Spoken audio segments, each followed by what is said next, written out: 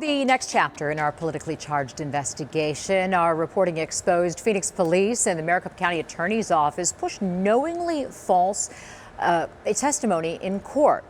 But now both police and prosecutors are doubling down. In new statements, they're making excuses, trying to rewrite history. All of this stems from the arrest of Jamaar Williams during a protest in 2019. He's a Maricopa County public defender, a Black Lives Matter organizer, and he sat on a special City of Phoenix Police Reform Committee. In a major report earlier this week, ABC 15 investigator Dave Biskobing proved officials knew they made a mistake after they arrested Jamaar Williams, but they pushed forward anyway. Now he breaks down their new statements to show police and prosecutors just can't admit they messed up or hold themselves accountable. Now I'm going to go through this all piece by piece. So let's start with Phoenix PD. Basically, after we showed their first story against Jamaar Williams was false, they took it, threw it out, and now they're trying a new story. And as for MCAO, I'll get to them later. It's just as concerning. But first, the basics of what happened. On July 12, 2019, people protested immigration detention centers and family separations. At one point, a line of officers suddenly marched forward and pushed the crowd, including pushing Jamaar and his wife and another woman who was tossed to the ground. In records and in court, Phoenix police claimed Jamaar hammer-struck an officer and resisted arrest by pulling away and slipping into the crowd. Sergeant Gage indicated that he had attempted to take Mr. Williams into custody and that Mr. Williams had hammer-struck him in the chest. Now, can you please explain to the court what a hammer strike is? You pretty much take your fist, ball it up, and hit somebody. Here's the problem. That wasn't true, and this officer knew it. Watch when he's confronted under cross-examination. Would it be fair to say that you did learn at some point, either that night or the next morning, that there was a misidentification and Jamaar Williams did not strike an officer with his hand? Correct. When we reached out to Phoenix PD for comment about this false information, they sent this statement. It ignores the misleading testimony completely, and just this small section is specifically about Jamaar, but it's significant. Quote, Mr. Williams' arrest was based on probable cause. He refused to leave the roadway and pushed an officer when the line of officers attempted to move the group onto the sidewalk. The quote, push, is a new version of the story, and their statement is not true. Wasn't true then, isn't true now. Let me show you. Here's the probable cause statement from that night. It says officers pushed Jamaar, but nothing about Jamaar pushing officers. Then in court, the officer also does not allege anything about a push. If I understand you correctly, Officer McGee said that the defendant thought that the Officer McGee had pushed him, the defendant ran at Officer McGee, and Officer McGee impact pushed the defendant away to create space between them, correct? Correct. And then what did the defendant do after that? According to Officer McGee, he took a defensive stance, but then disappeared back into the crowd. To support the pushing allegation, Phoenix, quote, put together a video which will give you a snapshot of the actions. First, about the allegation that Jamaar refused to leave the roadway. Well, he's standing here, arms raised. Now, note the trees and poles.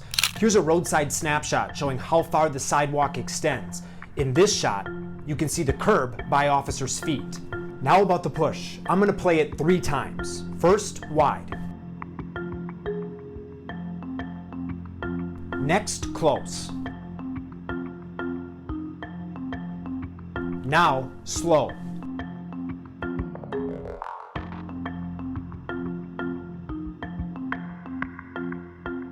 It shows officers shoving Jamaar, his wife, and others. You can see Jamaar get up here, and an officer pushes him again. He then stands in front of the line for the next several minutes. No one tries to arrest him. He doesn't push any officers, hammer strike any of them, or resist any arrest. All things Phoenix police have accused Jamaar in their shifting version of events. Here's something else concerning about Phoenix PD's newly released video. Around the 1:30 mark, there's a sudden edit in the cell phone footage. Here it is again if you missed it. Now we have that raw cell phone video. There's 40 seconds missing. 40 seconds of when the officers marched forward and pushed the crowd. It doesn't capture clearly what happened with Jamaar. You can see just a glimpse of him here. But it further shows the crowd was on the sidewalk and officers shoved forward without warning. And here's yet another cell phone angle we obtained, showing Jamaar's arms raised as he and others are pushed. This woman gets shoved to the ground.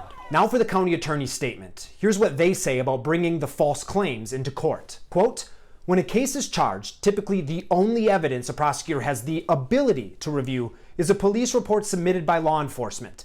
The prosecutor asked Phoenix police for video, but did not receive any before the preliminary hearing. Let's be very clear. They have the ability to see video if they want to. It can be sent digitally, they can view it. Also, there was a month between the arrest and the hearing. They also could have delayed the hearing. It happens all the time. Now here's more. The county attorney also stated Jamar's defense attorney told them police admitted to making a mistake, and they also sent video from witnesses. But MCAO then blamed Jamar's attorney for not giving them more evidence of their own side's mistake.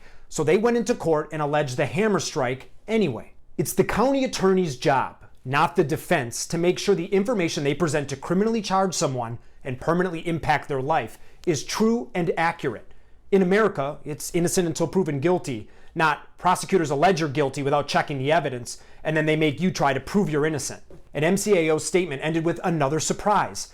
Not satisfied after losing the hearing, Phoenix police waited a few months and then tried to bring the case again. But this time, MCAO turned them down. Now, we put this all up online so you can see it for yourself. And as for these statements, it's time to move beyond the statements. We've uncovered deeply troubling issues about bias, misconduct, and lies in multiple protest cases. It's time you hear directly in person from top leaders. That's why we're requesting interviews with Phoenix City Manager Ed Zerker, Phoenix Police Chief Jamaar Williams, and County Attorney Alistair Adell. They can choose the time, the place, and the setting of the interview. And if they decline, we are going to go ask them questions in a safe and public opportunity. I'm Investigator Dave Biscobing, ABC 15, Arizona. And our Dave Biscobing continues to break new developments in cases like this one. You can watch all of Dave's politically charged investigation right now at abc15.com/protest.